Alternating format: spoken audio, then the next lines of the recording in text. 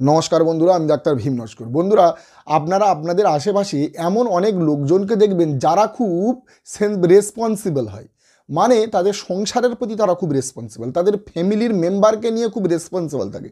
মানে ফ্যামিলির মেম্বার তার বাবা মা ভাই বোন ছেলে মেয়েকে নিয়ে খুবই রেসপন্সিবল থাকে, খুবই তাদেরকেও ধ্যান দেয়, তাদেরকে খুব পেয়ার করে, তাদেরকে খুব ভালোবাসে, যার জন্য সংসারের যাবতীয় জমিদারি নিজের কাঁধের ওপরে নিয়ে সারা জীবন বহন করে যায়। এবং এমন একটা টাইম আসে সেই সব পরিবারের লোকজন যখন তাকে খোঁটা দেয় যে আপনি আমার জন্য কি করলেন বা তুমি আমার জন্য কি বা করেছো। অনেকে বলে না যে সারা জীবন তাদের জন্য আপনারা খেটে গেলেন, শেষের দিনে এসে বলছে তুমি আমার জন্য কি করেছো। আর এই রকম কথা যদি কেউ বলে তাহলে সেই ব্যক্তি অসুস্থ হয়ে পড়বে, রোগের মধ্যে চলে যাবে। আর যখনই সে রোগের মধ্যে চলে যাবে তখনই হোমিওপ্যাথিতে যদি কোনো ওষুধ থাকে ঠিক করার তাকে, তাহলে তার নাম্বার 1 ওষুধ থাকবে নেট্রাম সাল্প হোমিওপ্যাথিক মেডিসিন। অর্থাৎ নেট্রাম সাল্প এটি একটি ডিপ অ্যাক্টিং হোমিওপ্যাথিক মেডিসিন, এটি একটি সাইকোটিক হোমিওপ্যাথিক মেডিসিন। অর্থাৎ সোডিয়াম এবং সালফেটের সংমিশ্রণে এই ওষুধটি তৈরি করা হয়। এর সমস্ত অ্যাগ্রাভেশন লেফট সাইডে বেশিরভাগ দেখা যায় এবং এটি হাইড্রোজেনয়েড কনস্টিটিউশনাল মেডিসিন, অর্থাৎ হাইড্রোজেনয়েড মেডিসিন। এই হাইড্রোজেনয়েড মেডিসিন মানে দেখবেন যেসব ব্যক্তির শরীরে জলীয় ভাগটা একটু বেশি থাকে তাদের শরীরের দেখবেন নানান রকম সমস্যা চলে আসতে পারে, এডিমা চলে আসতে পারে, পেরিকার্ডাইটিস, পেটের মধ্যে জল জমে যেতে পারে, অর্থাৎ সারা গা হাত পা তাদের ফুলে যেতে পারে। অর্থাৎ যখন শরীরের মধ্যে জল বেশি হবে তখন তাদের সমস্ত রকম সমস্যা বেড়ে যাবে, এটাকে বলা হয় হাইড্রোজেনয়েড পেশেন্ট। দেখবেন এছাড়াও যদি নদী নালা বা আপনার কোনো সমুদ্রের আশেপাশে যেখানে ড্যাম্প ওয়েদার, অর্থাৎ ভিজা ভিজা স্যাঁতস্যাঁতে ওয়েদার যদি থাকে সেখানেও যদি এরা বসবাস করে দেখবেন এদের সমস্ত অ্যাগ্রাভেশন বেড়ে যাবে। এছাড়াও চারদিকে পুকুর আছে, সেই পুকুরের আশেপাশে যদি তাদের কোনো বাড়ি থাকে তাহলে দেখবেন এদের অ্যাগ্রাভেশন বেড়ে থাকবে। অর্থাৎ ভিজে এবং স্যাঁতস্যাঁতে জায়গা, অনেক গাছপালা আছে, পাশে পুকুর আছে, সেখানে সূর্যের আলো প্রবেশ করতে পারে না, সবসময় ভিজে ভিজে স্যাঁতস্যাঁতে জায়গা হয়ে আছে, তো সেই জায়গায় বসবাস করলে এদের সমস্ত সমস্যা বেড়ে যাবে। এমনকি যেসব শাকসবজির মধ্যে জলীয় ভাগ বেশি সেই সব শাকসবজিও যদি এরা খায় তাহলে দেখবেন এদের রোগ লক্ষণ বেড়ে যাবে। এবং দেখা যায় তরমুজ, শাঁকা আলু, আপেল, আঙুর এই সব ফলেতে দেখবেন প্রচুর পরিমাণে জল পাওয়া যায়। আর এই সব ফল খেলে তাদের দেখবেন আরও অ্যাগ্রাভেশন বেড়ে যাবে।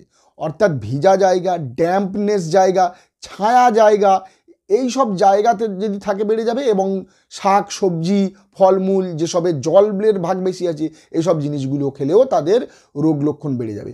আর এই সমস্ত কন্ডিশনকে, এই রোগ লক্ষণকে যখন রুগীর মধ্যে প্রকাশ পাবে তখন নেট্রাম সাল্প দিতে আপনারা ভুলবেন না। এই নেট্রাম সাল্প দিলে তাদের এই রকম রোগ লক্ষণ একেবারে চলে যাবে। তো এই নেট্রাম সাল্পের পেশেন্ট কেমন হয়, কেমন এরা আচরণ করে সেটা আমি আজকে আপনাদের কাছে আলোচনা করতেছি। দেখুন, এরা খুব ইন্ট্রোগেটেড হয়, খুব রিজার্ভ হয়।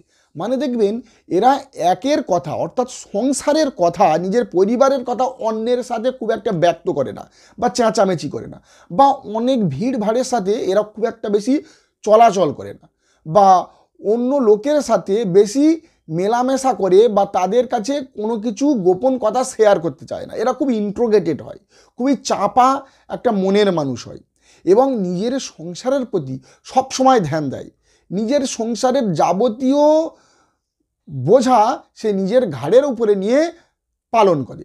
এবং একে যদি কেউ কোনো কথা বলে সেই বলার সুযোগটাও দেয় না। আর কেউ যদি কোনো খোঁটা দেয়, ধরো এই যে কাজগুলো করছে সেই কাজের প্রতি যদি কেউ খোঁটা দেয় তাহলে দেখবেন এর রাগ চলে আসে, অসুস্থ হয়ে পড়ে। যার জন্য সে যে আমাকে বলবে যে কাজের জন্য, যে সমস্যার জন্য, সেই সমস্যাটা যাতে ক্রিয়েট না হয় বা সেই সুযোগটা তাকে আমি দেব না, সেইভাবে এই ব্যক্তি চলে। তো এরা মরার আগে পর্যন্ত সংসারের সমস্ত দায় দায়িত্ব নিজের কাঁধের উপরে নিয়ে একদম হাসি মুখে চলতে থাকে। আমি যদি এক্সাম্পল হিসেবে বলি, দেখুন একটা ফ্যামিলিতে যদি তার ধরুন মা আছে, বাবা আছে, বড় ছেলে আছে আর ছোট ছেলে আছে আর মধ্যখানে একটা মেয়ে আছে, তাহলে 5 জন ফ্যামিলি মেম্বার হলো। এই 5 জন ফ্যামিলি মেম্বার নিয়ে বেশ হাসি খুশিতে তার বাবা সমস্ত রকম দায়িত্ব নিয়ে চালাচ্ছে। এবার মনে করুন তার বাবার হঠাৎ ডেড হয়ে গেল, অর্থাৎ মারা গেল। তখন এই যে বড় ছেলে যে কলেজে সবে ভর্তি হয়েছে বা 12-এ পড়ে, সে কি করছে, তার উপরে, তার মাথার উপরে সমস্ত সংসারের দায়িত্ব চলে এসেছে। অর্থাৎ তার মাকে এখন দেখতে হবে, তার ভাই বোন আছে সেই ভাই বোনকে তাকে দেখতে হবে, তাদেরকে খাওয়াতে হবে, তাদেরকে এলাক পোশাক দিতে হবে এবং ফাইন্যান্সিয়াল কন্ডিশানটাকে ঠিক করতে হবে, তাদেরকে ভালো স্কুলে পড়াতে হবে। এই যে জমিদারি তার ঘাড়ের ওপরে চলে আসলো, তখন সে কী করছে, নিজের কলেজকে বন্ধ করে দিচ্ছে, নিজের স্কুলকে সে ওখানে বন্ধ করে দিচ্ছে, দিয়ে একটা ভালো জবেতে নিযুক্ত হয়ে যাচ্ছে, মানে ভালো কাজের মধ্যে যুক্ত হয়ে যাচ্ছে, যাতে তার সংসারের ঠিকঠাক চলে, তাদের ফাইন্যান্সিয়াল কন্ডিশানটা ঠিকঠাক হয়, তার মাকে ঠিকঠাকভাবে দেখভাল করতে পারে, তার ছোট বোন ছোট ভাই তাদেরকে ভালোভাবে দেখভাল করতে পারে, তার জন্য একটা কাজের মধ্যে ঢুকে যায়। এবং এই ব্যক্তির যখন বিয়ের বয়স আসে, আশেপাশের লোকজন পাড়া প্রতিবেশী বলছে, বাবা তুমি তো অনেক করেছো সংসারের জন্য, এইবারে বিয়ে করো। কিন্তু সে বিয়ে করতে রাজি নয়, বিয়ে করতে সে মানা করে দিচ্ছে। কারণ আমি বিয়ে করব না, আমার ফার্স্ট প্রায়োরিটি হলো আমার পরিবার, অর্থাৎ আমার মাকে এখন দেখতে হবে, আমার বোনকে এখন দেখতে হবে, তাদেরকে এখন সেটেলমেন্ট করতে হবে, তাদেরকে ভালো স্কুলে পড়াতে হবে এবং ভালো স্কুলে পড়িয়ে তাদেরকে এক জায়গায় সেটেলমেন্ট করতে হবে এবং আমার বোনকে ভালো জায়গাতে বিয়ে দিতে হবে, আমার ছোট ভাই আছে তাকে এক জায়গায় সেটেলমেন্ট করে তাকে বিয়ে দিতে হবে। আর আমি যদি বিয়ে করে নিই তাহলে সংসারের খরচা বেড়ে যাবে, আর বউ এসে যদি মাকে না দেখে, আমার ছোট ভাই ছোট বোন এদেরকে যদি না দেখে, আর আমি যদি সংসারটা ভালোভাবে চালাতে না পারি, তখন কি হবে? তাহলে আমি বিয়ে করব না। আমার ফার্স্ট প্রায়োরিটি হলো আমার পরিবার, আমার পরিবারকে আগে দেখাশোনা করতে হবে, তাদেরকে বড় করতে হবে, তাদেরকে সেটেলমেন্ট করতে হবে, তারপরে আমার চিন্তা। তার মানে দেখেছেন ন্যাট্টাম সালভের পেশেন্ট কীরকমভাবে নিজের পরিবারকে আগলে রয়েছে। এবং দেখবেন সেই পরিবারে যদি কোনো ছোট বাচ্চা মেয়ে থাকে, সেই বাচ্চা মেয়ে কি করবে, তার মা সারা দিন ধরে খাটাখাটনি করছে সংসারের, এমন একটা সময় এসে যাচ্ছে দুপুরবেলা যদি নেটটাম সালভের পেশেন্ট হয় সেই বাচ্চা মেয়ে বলবে, মা তুমি তো সকাল থেকে সন্ধ্যা পর্যন্ত খাটাখাটনি করছো, সংসারে কাজবাজ করছো, তোমার শরীর অনেকটা পরিমাণে দুর্বল হয়ে যাচ্ছে, তুমি এবার একটু রেস্ট নাও, কারণ তুমি একটু রেস্ট নাও, তুমি একটু শরীরটা সুস্থ করো, আমি তোমার হাতের কাজ কিছু করে দিচ্ছি। তাহলে দেখেন নেটটাম সালভের বাচ্চাও যদি থাকে, সে তার মায়ের দুঃখটা বুঝতে পারছে যে তুমি আর কাজ করো না, অনেকক্ষণ কাজ করেছো, তোমার কষ্ট হচ্ছে, আমি এবার তোমার বদলে কাজ করে দিচ্ছি। ঠিক তেমনই বড় ছেলে এইরকমভাবে দায়িত্ব পালন করছে। এবং এমন একটা দিন যখন আসছে, এই বাচ্চারা, এদের বোন এদের ভাই তখন বলছে বড় হয়ে যে তুমি দাদা আমার জন্য কি করলে, আমার জন্য কি করেছো তুমি। আর এই কথা যখন সেই দাদা শোনে, তখন এই দাদা খুব দুঃখিত হয়ে যায়, খুব অসুস্থের মধ্যে জীবনযাপন কাটাতে লাগে। আরে আমি এদের জন্য এত কিছু করলাম, ছোটোবেলা থেকে এদেরকে বড় করলাম, এদেরকে একটা জায়গায় সেটেলমেন্ট করে দিলাম, আর এরা এখন আমাকে খোঁটা দিচ্ছে যে আমি এদের জন্য কি করলাম। হ্যাঁ, সে নিস্তব্ধ হয়ে যাবে, এক জায়গায় চলে যাবে, একটা ঠান্ডা জায়গায় গিয়ে আস্তে আস্তে চিন্তা করবে যে আমি এদের জন্য কি করলাম। হ্যাঁ, আজকে এরা আমাকে খোঁটা দিচ্ছে, না এ জীবন আমার রেখে লাভ নেই, আমার মরাই ভালো, মানে আমার মরে যাওয়া ভালো। আর যখনই নেটটাম সালভের পেশেন্টের এই মরার কথা তার চিন্তাভাবনাতে আসবে, তার মাথাতে, তখনই সে মরতে যাবে এবং মরার সময় আবার ভাববে যে আমি যদি মরে যাই তাহলে আমার এখনও মা বেঁচে আছে, আমার মাকে কে দেখবে, আমার মাকে কে বুড়ো বয়সে দেখভাল করবে, আমার মা তো এখনও বেঁচে আছে, এই বুড়ো বয়সে তাকে কে খাওয়াবে, তাকে কে এলাক পোশাক দেওয়াবে। তাহলে সে এই চিন্তা করে মৃত্যুটাকে সাইডে রেখে দিয়ে আবার সংসারের সমস্ত দায়িত্ব আবার ঘাড়ের উপরে নিয়ে নেয়। তাহলে এটা হলো নেটটাম সালভের পেশেন্টের চরিত্র। তাহলে কি হলো, সে মরার হাত থেকে আবার সে ফিরে এলো, আবার সংসারের দায়িত্ব নিয়ে এলো। তাকে যখন খোঁটা দিচ্ছে, সে আবার মুখ দিয়ে ব্যক্ত করতে পারছে না যে লোকের কাছে যে আমি এদের জন্য এইটা করলাম আর আমরা একে খোঁটা দিচ্ছে, কারণ এ খুব রিজার্ভ হয়, খুব ইন্ট্রোগেটেড হয়, যার জন্য মনের কথা মনের মধ্যে চেপে রাখছে, চেপে রেখে আবার ফের সেই সংসারে ফিরে আসে, সেই সংসারের দায়িত্ব আবার নিয়ে নিচ্ছে। আমরা যদি অরমমেটের সাথে এদের তুলনা করি, অরমমেট বলে একটি হোমিওপ্যাথিক মেডিসিন আছে যাতে সুইসাইডাল টেন্ডেন্সি আছে, অর্থাৎ অনেক ডাক্তার এই অরমমেট হোমিওপ্যাথিক মেডিসিনটিকে যখনই মানুষ সুইসাইড করতে যায় তখন এই অরমমেটকে আগে চিন্তা করে। কিন্তু দেখুন অরমমেট আর নেটটাম সালভের মধ্যে একটু ডিফারেন্স বলি, তারপরে কার্সিনোসিনের সাথে ডিফারেন্স বলবো। অরমমেটের পেশেন্টও একই, নিজে বিয়ে করবে না, তার ভাই বোনকে আগে বিয়ে দেবে, তার ভাই বোনকে আগে সেটেলমেন্ট করবে কোনো জায়গাতে, তার মাকে দেখবে, তার বাবা যদি অসুস্থ থাকে তার বাবাকে দেখবে। অর্থাৎ অরমমেটের পেশেন্ট এবং ন্যাট্টাম সালভের পেশেন্ট সেম, অর্থাৎ সেমভাবে পরিবারকে ভালোবাসে, পরিবারকে ধ্যান দেয়, পরিবারকে নিজে একেবারে কাঁধের ওপরে সমস্ত বোঝা নিয়ে চলতে থাকে। কিন্তু এমন একটা সময় আসে অরমমেটের, যে অরমমেটের যখন তার পরিবারের লোকজন বলে যে তুমি আমার জন্য কি করলে এতদিন, এই কথাটা যখন অরমমেটের পেশেন্ট শোনে তখন তার মধ্যে প্রচণ্ড পরিমাণে রাগ চলে আসে, ঠিক ন্যাট্টাম সালভের মতো। কিন্তু অরমমেটের একটু ডিফারেন্স আছে। অরমমেট নিজে মনে করে যে দেখুন আমি মনে হয় এদেরকে ঠিকভাবে পালন করতে পারিনি, যার জন্য এরা আমাকে এইরকম বলছে। আমি মনে হয় এদেরকে ঠিক ভালোভাবে মানুষ করতে পারিনি, ভালোভাবে শিক্ষা দিতে পারিনি, ভালো স্কুলে ভর্তি করতে পারিনি, আর ভালোভাবে শিক্ষা দিতে পারেনি, যার জন্য এরা আমাকে এরকম কথা বলছে। আমারই ভুল, আর আমারই এমন ভুল যে আজকে আমার ভুলের জন্য এরা আমাকে খোঁটা দিচ্ছে, তাহলে আমি এ জীবন আর রাখবো না, আমি মারা যাব। আর অরমমেটের পেশেন্ট যখনই বলবে মারা যাব এবং মারা যাওয়ার কথা যখন মনের মধ্যে নিয়ে আসবে তখন সে মরেই বসবে, অর্থাৎ সে মৃত্যুবরণ করে দেবে, নিজের জীবনটা একেবারে শেষ করে দেবে। এটা হচ্ছে অরমমেট। আর ন্যাট্টাম সালভের পেশেন্ট কি, মরার আগে অর্থাৎ মৃত্যুকে বরণ করার আগে আবার চিন্তা করবে, আরে আমার মা তো এখনো বেঁচে আছে, আমার মাকে কে দেখভাল করবে, সে তো বুড়ি হয়ে গেছে, বুড়ো বয়সে তাকে কে দেখভাল করবে, তাকে কে খাওয়াবে, যার জন্য সে মৃত্যুটাকে পাশে রেখে আবার সংসারের বোঝাটাকে নিজের ঘাড়ের ওপরে নিয়ে চলতে থাকে। আর আমরা যদি এর রুব্রিকটা বলি অরমমেটের, তাহলে mind careful thinking of death, mild cheerful thinking of death এর রুব্রিক হলো এটাই। অর্থাৎ সে একেবারে মৃত্যু করেই বসবে অরমমেট, এবং ন্যাট্টাম সাল মরার আগে চিন্তা করবে সে আর মরবে না।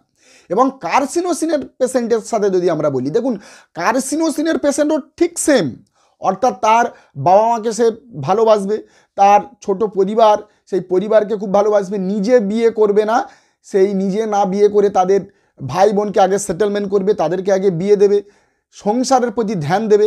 কিন্তু কেন, এ কী জন্য এটা করে, এর ডিফারেন্সটা হলো যে লোকে যাতে আমাকে ভালো বলে, অর্থাৎ পাড়া প্রতিবাসীর লোক যাতে আমাকে প্রশংসা করে, আরে এই ছেলেটা তো খুব ভালো, এর বাবা মারা যাওয়ার পরে কিভাবে সংসারটাকে দেখছে দেখো, এর মাকে কিভাবে দেখছে দেখো, এর ভাই বোনকে কীভাবে ভালো স্কুলে পড়াচ্ছে, কিভাবে ভালো খাওয়া দাওয়া ভালো আচার আচরণ করছে। কারণ লোকে যাতে তাকে খুব ভালো বলে, লোকে যাতে লোকের হৃদয়ের মধ্যে আর কি, লোকের মনের মধ্যে আর কি গুড হয়ে থাকতে চায়, লোকে যাতে বারবার তাকে প্রশংসা করে যে আরে ছেলেটা তো খুবই ভালো, এই লোকের কাছ থেকে প্রশংসাটা পাওয়ার জন্য কার্সিনোসিন নিজের পরিবারের উপরে ধ্যান দেয়, যে আমি যাতে এমন কাজ করব যাতে লোকে আমাকে ভালোবাসে, লোকে আমাকে প্রশংসা করে, তারা আমাকে বলে এটা একটা গুড বয় ছেলে, বা নিজের পরিবারকে কত সুন্দর দেখছে। তাহলে কার্সিনোসিনের সাথে এদের ন্যাট্টাম সালভ, কার্সিনোসিন এবং অরমমেটের এটাই হচ্ছে difference. Mind logging for good opinion of others, এটা কার্সিনোসিনের একটা রুব্রিক। আমরা যদি এর কিছু ফিজিক্যাল দিকের কথা যদি আমি বলি, তাহলে দেখবেন সেন্সিটিভ টু মিউজিক, অর্থাৎ ন্যাট্টাম সালভের পেশেন্ট যখন দুঃখিত হবে তখন যদি তার কাছে যদি কোনো স্যাড সং বাজে, কোনো দুঃখের কোনো গান চলে বা মুভি চলে, সে যদি দেখে সে আরও দুঃখিত হয়ে যাবে, আরও এর দুঃখ কষ্ট বেড়ে যাবে। এবং সেন্সিটিভ টু নয়েজ, যদি কোনো তীব্র আওয়াজ যদি আসে, যখন এ দুঃখিত হবে মন মরা হয়ে বসে থাকবে, তখন যদি একটা তীব্র আওয়াজ আসে তখন এই ন্যাট্টাম সালভের পেশেন্ট আরও দুঃখিত হয়ে যাবে, আরও এর অসুবিধা বেড়ে যাবে। Sensitive two noise, sensitive to music. এবং এই ন্যাট্টাম সালভের পেশেন্ট দেখবেন এদের ফ্যামিলিকে এতটা ভালোবাসে, যদি হঠাৎ ফ্যামিলির মধ্যে যদি কেউ মারা যায় তাহলে ন্যাট্টাম সালভ সেটাকে ভুলতে পারে না, গুরুতরভাবে অসুস্থ হয়ে যায় এবং দীর্ঘদিন এই চিন্তা করতে থাকে যে ফ্যামিলির একটা লোক মারা গেছে, এই নিয়ে সে একটা অসুস্থ বোধ করে। অনেক পেশেন্ট আছে যে ফ্যামিলিতে মারা গেলে তাদের ঘুম বন্ধ হয়ে যায়, তাদের অনেক রকম সমস্যা দেখা দেয়, তার জন্য হোমিওপ্যাথের কাছে যায়, তারা ইগনেসিয়ার কথা ভাবে, কিন্তু ন্যাট্টাম সালভ এই দিক থেকে একটি ভালো মেডিসিন। তো ন্যাট্টাম সালভের আরেকটি লক্ষণ হলো নেক্সট, মাথাতে আঘাত লাগার পরে কোনো দুর্ঘটনা। দেখবেন মাথাতে বিভিন্ন কারণে আঘাত লাগতে পারে, মাথাতে কেউ ধরো চোট লেগে গেল, কেউ মার লেগে গেল, কেউ মেরে দিল, বা কেউ অ্যাক্সিডেন্টাল কেস হলো, মাথাতে হালকা ফালকা লেগে গেল, বা আপনি সিঁড়ি দিয়ে উঠছেন, উঠতে গিয়ে হয়তো পড়ে গিয়ে আপনার মাথাতে লাগলো। তো উপর থেকে হয়তো কোনো জিনিস পড়ে গেল আপনার মাথার উপর, এইরকম ছোটোখাটো থেকে বড় ধরনের মাথাতে যদি কোনো অ্যাক্সিডেন্ট হয় আর ইনজুরি হয়, তো তারপরে থেকে মাথাতে যদি যে কোনো সমস্যা হয়, ডাক্তারবাবু ডাক্তারের কাছে এসে বলছে, ডাক্তারবাবু আমার মাথাতে একটা চোট লেগেছিল, তারপরে আমার ঘুম বন্ধ, মাথাতে একটা চোট লেগেছিল, তারপরে আমার মন মতিক একদম ভালোই যায় না, আমার মন সব সময় একটা চঞ্চল হয়ে আসছে, বা মাথাতে আঘাত লাগার পরে আমার একটা মেনিনজাইটিস টাইপের চলে আসছে, আমার রাত্রের ঘুম বন্ধ হয়ে যাচ্ছে, আমার মাথার যন্ত্রণাটা সেই থেকে আর সারছে না। তো মাথাতে আঘাত লাগার পরে যদি যে কোনো রকম সমস্যাতে এই মেডিসিনটা ভেরি গুড কাজ করে। এবং পরবর্তীকালে যদি দীর্ঘদিন আগে মাথাতে আঘাত লেগে থাকে এবং এখন করে তার মাথাতে বিভিন্ন রকম সমস্যা দেখা দিচ্ছে, সেক্ষেত্রেও ন্যাট্টাম সালভ হায়ার পাওয়ারে খুব ভালো কাজ করে। তো এর নেক্সট লক্ষণ হলো অ্যাজমাটিক কন্ডিশন, অর্থাৎ দমের কষ্ট। দেখবেন বাচ্চা হোক, বড় হোক, ছেলে হোক বা মেয়ে হোক, দমের কষ্ট বা অ্যাজমাটিক কন্ডিশনের জন্য এই মেডিসিনটা ভেরি গুড কাজ করে। অর্থাৎ অ্যাজমাটিক পেশেন্ট আসলে অনেকে নেট্টাম সালভের কথা আগে ভাবে, কিন্তু নেট্টাম সালভের দেখবেন ভিজা স্যাঁতস্যাঁতে ড্যাম্পনেস এলাকাতে এর অ্যাজমাটিক কন্ডিশন বেড়ে যায়। অর্থাৎ যেখানে জলো ধাতু সেই সব জায়গাতে এদের অ্যাজমাটিক কন্ডিশন বেড়ে যায় এবং দমের কষ্টটাও প্রচণ্ড পরিমাণে চলে আসে। এবং এরা যখন কাশে দেখবেন বুকেতে হাত দিয়ে চেপে ধরে কাশবে, অর্থাৎ দেখবেন বুকটাকে আঁকড়ে ধরবে, ধরে কাশবে। যেমন ব্রায়োনিয়ারও বুকটা চেপে হাত দিয়ে কাশে, কারণ ব্রায়োনিয়া পেশেন্ট মনে করে যে আমি কাশতে গেলে আমার বুকে প্রচণ্ড পরিমাণে লাগছে, এই লাগার জন্য যাতে বুকটা না সরে যায় বা এদিক ওদিক হয়, তার জন্য ধরে রাখে যে বুকে যাতে না আঘাত লাগে। আর ন্যাট্টাম সালভের পেশেন্ট কি বুকেতে যেন খালি খালি বোধ হয়ে যায়, বুকের মধ্যে যেন ফাঁকা কিছুই নেই, তার জন্য হাত দিয়ে চেপে রেখে ন্যাট্টাম সালভের পেশেন্ট কাশে।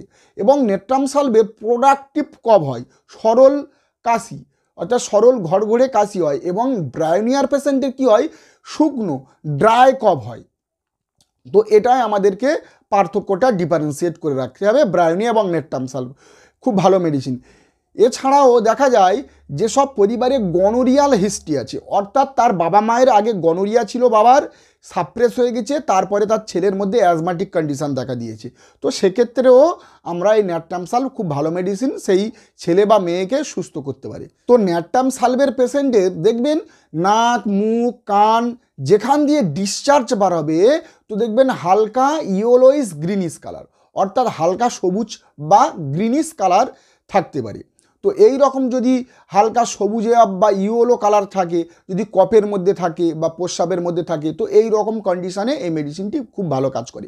তো এর নেক্সট লক্ষণ হলো দেখবেন পিঠের সিট দাঁড়াতে বা বিশেষত ডান দিকের পিঠের দিকে অনেকের গ্যাস আঁকড়ে ধরে।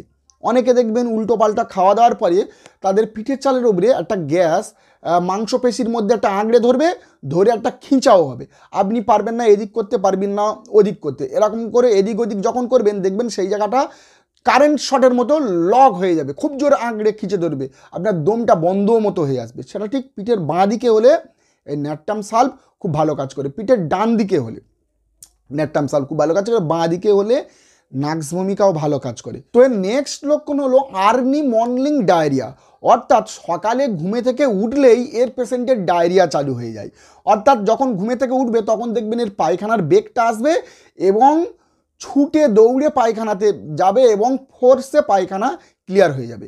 এখানে সালফারের সাথে একটু ডিফারেন্সিয়েট করার আছে, অর্থাৎ সালফারের পেশেন্টেরও সেম, অর্থাৎ সালফারের পেশেন্ট যখন বিছানাতে শুয়ে থাকবে, ঘুমিয়ে থাকবে, তখন এর ঘুমের মধ্যে পায়খানার বেগ আসবে সকালে এবং ঘুম থেকে উঠে গিয়ে পায়খানাতে বসবে, অর্থাৎ পায়খানা একেবারে পাতলা পায়খানা ক্লিয়ার হয়ে যাবে, পায়খানার বেগ ধরে রাখতে পারবে না। সালফারের পেশেন্ট শুয়ে থাকা অবস্থায় হয়। আর নেট্টাম সালভের পেশেন্ট কি যখন শুয়ে আছে, সকালবেলা ঘুমে থেকে উঠলো, উঠে গিয়ে যখন 2-4 পা হাঁটাহাঁটি করছে, তারপরে এর পায়খানার বেগ আসবে এবং দৌড়ে পায়খানাতে যাবে এবং পায়খানা ফোর্সে ক্লিয়ার হবে, অর্থাৎ ডায়রিয়া লুজ মোশন হবে। তাহলে এই মেডিসিনটা খুব ভালো কাজ করবে। নেক্সট হলো হাতের তালুতে পাম্পে যদি সোরাইসিস হয়ে যায় খুব ভালো কাজ করবে। দেখবেন এটা সোরাইসিসের জন্য অনেক মেডিসিন আছে হাতের তালুতে সোরাইসিস ঠিক করার জন্য, কিন্তু ন্যাট্টাম সালভ যদি আপনি দেন দেখবেন স্পেসিফিক আপনার সোরাইসিস অনেকটা পরিমাণে কমে যাবে। আপনি কিছুদিন ভালো থাকবেন, দেখবেন তারপরে আবার যদি সোরাইসিস ফিরে আসে তাহলে আপনি জানবেন কনস্টিটিউশনাল ট্রিটমেন্ট করতে হবে। আর ন্যাট্টাম সালফের পেশেন্ট যদি অরিজিনাল হয়, আপনি এই এতগুলি সিমটম নেবেন। যদি হাইড্রোজেনয়েড পেশেন্ট হয়, এরকম ফ্যামিলির প্রতি তার ধ্যান থাকে, বা এই রকম যদি নেচার বা ক্যারেক্টারের পেশেন্ট হয়, আর তার যদি হাতের তালুতে যদি সোরাইসিস হয়, তো একেবারে এই মেডিসিনটা তার সোরাইসিসকে ঠিক করে দেবে। আর যদি এর পেশেন্ট না হয় আর আপনি যদি ন্যাট্টাম সাল দেন, তো কিছুদিন ভালো থাকবে, তারপরে দেখবেন সোরাইসিস আবার ফিরে আসবে। তো লিভারের যদি কোনো রকম সমস্যা হয়, লিভার জন্ডিস যদি স্পেসিফিক কারুর ধরা পড়ে, যদি প্রস্রাব দিয়ে হলুদ কালার বার হয়, বা তার চোখ হলুদ হয়ে গেছে, নখের কোণগুলো হলুদ হয়ে গেছে, আপনি দেখতে পাচ্ছেন, তাহলে ন্যাট্টাম সালফ 6X আপনি চালু করে দেন, দেখবেন খুব ভালো রেজাল্ট পাবেন। এবং এই ধীরে ধীরে এই জন্ডিস বা হেপাটাইটিসকে আপনার আস্তে আস্তে ইমপ্রুভ করবে, ঠিক করে দেবে। ন্যাট্টাম সালফ খুব ভালো মেডিসিন। তো এর নেক্সট কাজ হলো, দেখবেন দীর্ঘদিন যারা ইউরিক অ্যাসিডে ভোগে, অর্থাৎ জয়েন্টের ব্যথা যন্ত্রণাতে ভোগে, অনেকে প্রথমত ইউরিক অ্যাসিডের জন্য কলচিকাম দেয়, কেউ আর্টিকা ওরেন্স দেয় কমানোর জন্য, ইউরিক অ্যাসিড বলে একটি হোমিওপ্যাথিক আছে ওষুধ আছে, সেগুলোকে দেয়, আরও কনস্টিটিউশনাল মেডিসিন দেয়। কিন্তু সেই সব মেডিসিনে কমছে আবার বাড়ছে। কিন্তু স্পেসিফিকভাবে যদি আমরা ঠিক করতে চাই, তাহলে ন্যাট্টাম সালফ 6X বেশ কিছুদিন ধরে খাইয়ে যেতে হবে।